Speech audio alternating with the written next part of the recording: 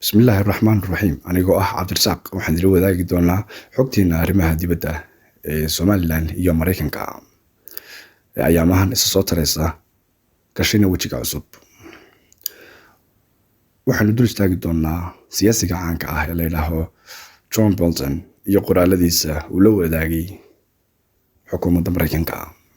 John Bolton oo ahaa safiirkii hore ee u joogay Mareykanka qaramada midoobay ahaana diblomaasi iyo la taliyaha amniga qaranka dowladdii hore ee Donald Trump ayaa sheegay kuna dhawaaqay arrimo badan iyagoo ahaa sidan.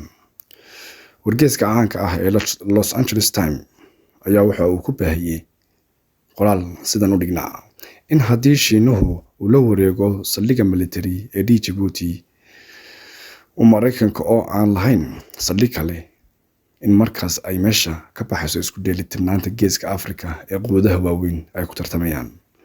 taasina ay keenayso in ay xididada waaweyn ee ganacsiga badda Yurub, Bariga Dhexe iyo Koonfurta Aasiya ay u wareegi doonaan Shiinaha. waa sidoo hadalka u dhigay siyaasiga caanka ah ee la yiraahdo John Bolton. waxa uu ku baaqay in la aqoonsado Somaliland taasi oo ay tahay ta kaliya ee u bannaan Mareykanka waqtigan maanta la taagan yahay ee siyaasaddu kulba dhinac isku gadiyayso.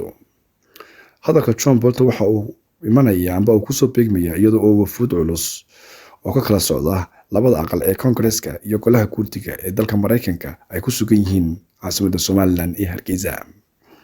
John Bolton waxa uu hadalkiisa ku faahfaahinaya in ay muhiimadda iyo mudnaanta ay u leedahay Mareykan Somaliland oo aqoonsi hesha ay u tahay amniga iyo horumarka iyo hiigsiga uu leeyahay oo uu kala leeyahay geeska Afrika.